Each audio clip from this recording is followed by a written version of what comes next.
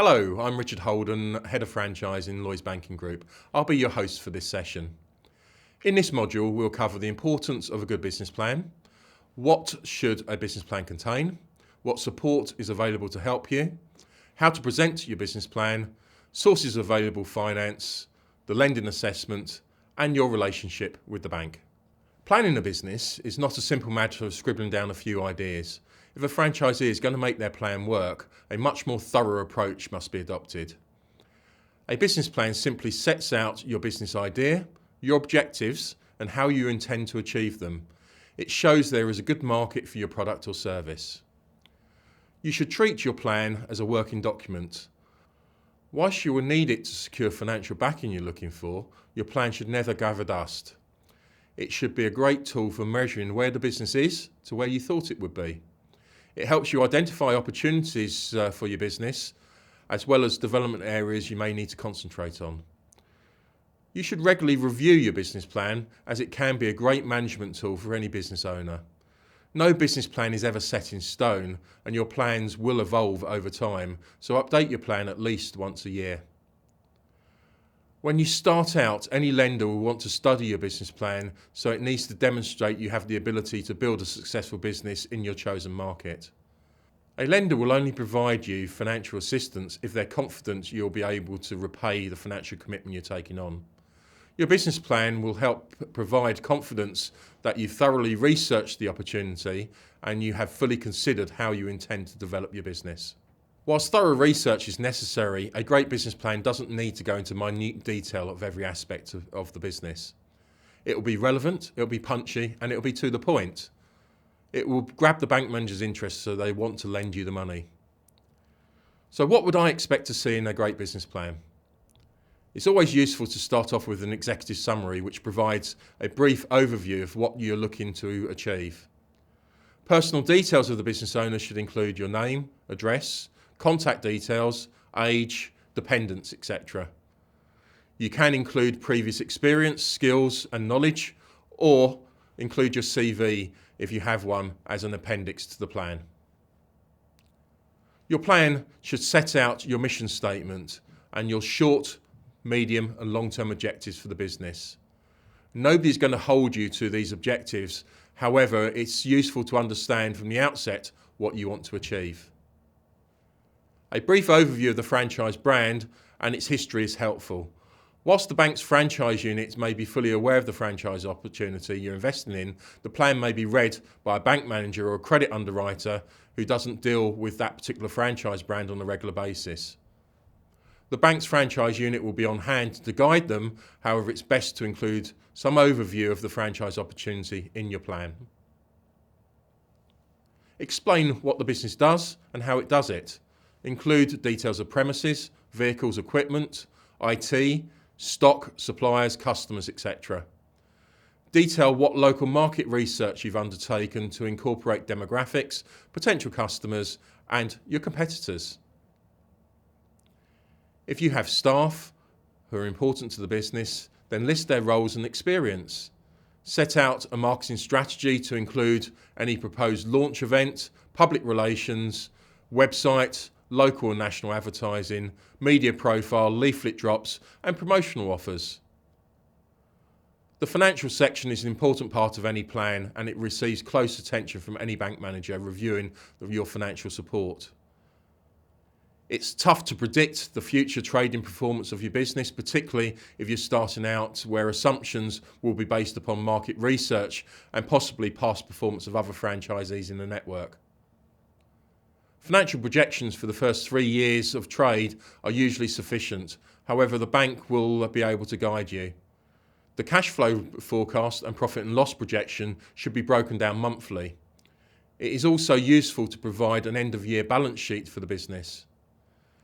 A cash flow statement shows the ability of the business to have cash available to pay bills on time. It's all about timing and the amount of money flowing in and out of the business. A cash flow forecast can be a valuable tool if used correctly to identify potential cash shortfalls and take appropriate action. A profit and loss projection will determine when the business venture will become profitable and how profitable the business will be. A detailed and accurate forecast is a useful management tool for any business owner. Most franchisors will offer support to producing your financial projections by providing you figures to start working from. Don't take things at face value, so ask about how and when they were produced. Have the figures been revised recently to take into account any current economic climate? What assumptions have been used, and are they realistic? Were figures calculated on an average performance of existing franchisees, stripping out the top and the bottom performing businesses? Financial projections which have no relation to existing trading performance within the franchise network are speculative and open to challenge. Expect your financial projections to be closely scrutinised and challenged by the bank manager.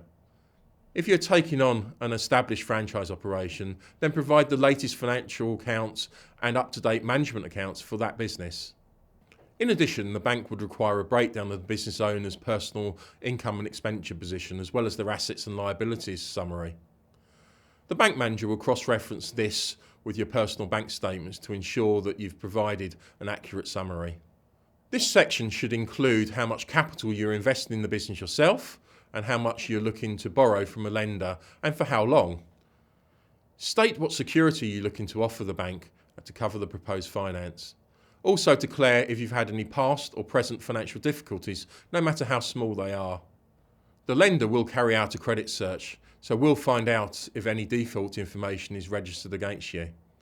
It's best to be upfront about any potential problems that could impact the assessment of your plan. It's prudent to have a contingency reserve fund to fall back on, just in case the business takes longer to get off the ground than expected.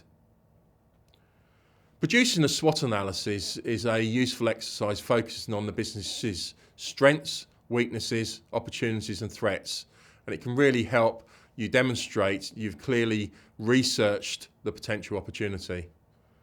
Try to mitigate any weaknesses and threats to the business. Include an exit strategy if you have one. There is plenty of assistance available for people starting their franchise journey. The Lloyds Bank franchising website and the British Franchise Association websites are great starting points for would-be franchisees. For new business owners preparing a business plan and financial projections, it can be an intimidating process. However, it doesn't need to be. Most banks will provide templates to help you, and most franchisors will provide some guidance and support. Remember that it is your plan, so you're responsible for what goes in it. Often franchisors will produce their own business plan template specific to their brand. They may supply you with a set of financial forecasts giving you an idea of the typical sales and operating costs from within their existing network. You have a duty to establish what assumptions have been used in the projections and whether they provide a true representation of what the business is likely to achieve. Let's speak to several existing franchisees and ask them whether they achieved the startup projections.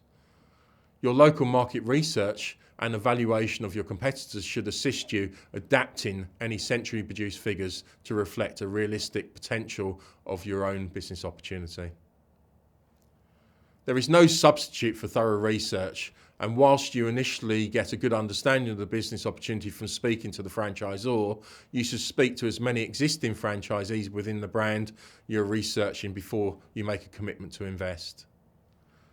The process of speaking to existing franchisees may be managed, but ultimately you should be allowed to speak to as many as you want. Don't allow the franchisor to cherry pick who you speak to, as there are a danger that they'll refer you to the franchisees that will only say the good things about the business. There are other methods of researching franchise opportunities to help you decide whether it's the right brand for you and to help you produce a winning business plan. Your research is likely to involve the internet. There's usually a lot of information available to assist you. Speak to industry trade associations if your franchise you're researching belongs to any.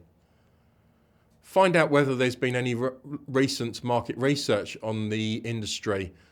Find out whether there has been any recent market research on the industry sector. Both Mintel and Keynote produce detailed market intelligence reports which may assist you. The bank's franchise unit will be able to assist you with your research and offer some guidance during the business planning process. Your accountant could also assist you with your business planning, and there are consultants who specialise in producing business plans for owners. But remember, you must be able to confidently present the business plan to the bank, and therefore you should have a good understanding of all aspects of the plan. Whilst writing a business plan for the first time may seem a daunting prospect, there is plenty of help at hand. Most people investing in a franchise for the first time will have never run a business before and wouldn't have presented a business plan to the bank. The first tip is always to approach the bank's franchise unit rather than the local business manager. The franchise unit will ensure that the local manager is fully prepared and understands the franchise opportunity you're investing in. Most bank managers don't come across franchise cases every day, so it's best to allow the franchise unit to introduce you to a trained franchise manager based locally to you. The second tip is to learn from the BBC Dragon's Den programme. Most people who pitch their business to the Dragons have got no chance of securing the investment they're looking for. Many business owners may have a good understanding of the operational side of their business. However, when it comes to Peter Jones or Deborah Meaden challenging their knowledge of the financials, they tend to fall down. So to stand the best chance of securing the backing you're looking for, ensure that you're well prepared for your meeting with the bank manager. It's no good having thoroughly researched the business opportunity and to have prepared a first-rate business plan if you're unable to confidently communicate your plan to the bank manager. So practice the delivery of your plan before you go to the bank. Even if you do so in the mirror to yourself, it's good practice. Ensure that you have it clear in your head what you want to say so you come across professionally in the meeting. Take ownership of the plan, so that means fully understanding all aspects of the business, including the financials. First impressions count, so dress to impress. Wear something that you feel comfortable in. If you're not used to wearing a suit, you don't have to. However, don't turn up wearing ripped jeans and a dirty t-shirt 2 sizes too small for you. Don't expect the bank manager to read the plan there and then if you present it to them for the first time at the meeting. Ensure that you've sent a copy of your business plan into the bank manager a few days before the meeting to give them the opportunity to read it and prepare questions. It may seem obvious, but use your computer's spell check before sending in your plan. However carefully you read it to ensure that you've picked up all the grammatical errors and spelling mistakes. Like the Dragons, expect to be challenged. The bank manager will ask questions and expect you to confidently answer those questions about your business. With a well-researched and prepared business plan, realistic financial projections and a professional pitch to the bank manager, you'll stand a better chance of securing the financial backing you're looking for. Hello, I'm here at the National Franchise Exhibition where I've spoken to some franchisors to get some top tips on how they support their franchisees with business planning. Business planning is a really important part of the startup process. Business plans need to be strong, realistic and professionally done.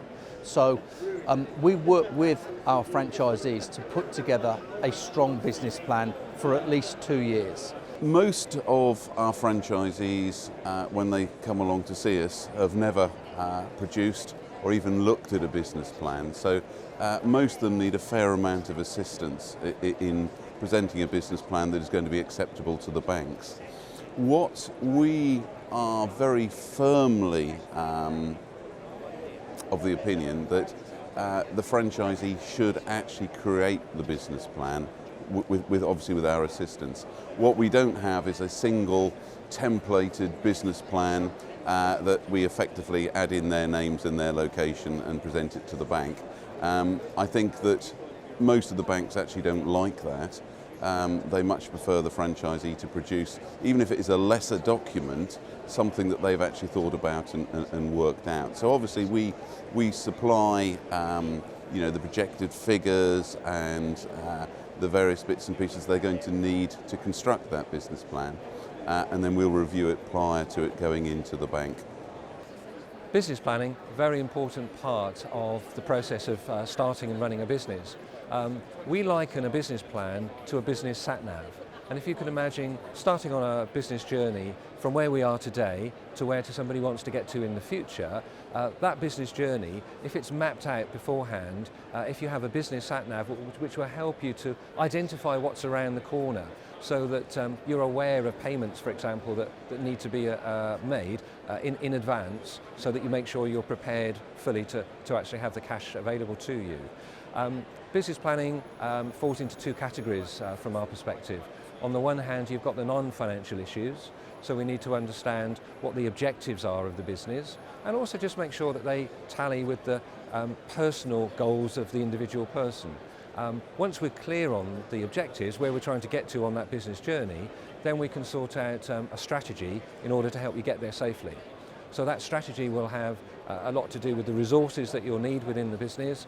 It'll have to do with the personnel that you need, how many people, the marketing approach that you're going to adopt, and ultimately, once you have a clear idea of what you're going to do and how you're going to do it, then we want to actually get into the money side of the equation and prepare some projections to make sure that what you're going to do is going to be profitable, therefore worthwhile doing, and also to make sure that you've got enough cash and that you don't run out of cash along the way. So that's where the cash flow forecast comes in. So various different types of funding. On the one hand, you can borrow money from a bank, perhaps a loan to help you to buy equipment and the franchise license and so on, and then perhaps an overdraft to help you to make sure you've got enough working capital to pay all the bills, the utilities, the wages, the rent, etc.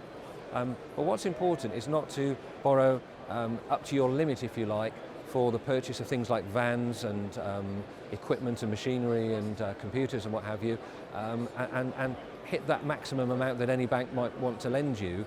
It probably would be better to put some of that equipment onto an asset finance or a lease to give you some headway in terms of the amount of money you can borrow from a bank. As I say, working capital is so important. Businesses go bust when they run out of money. So that's really how we move forward with business planning and with the training that we provide.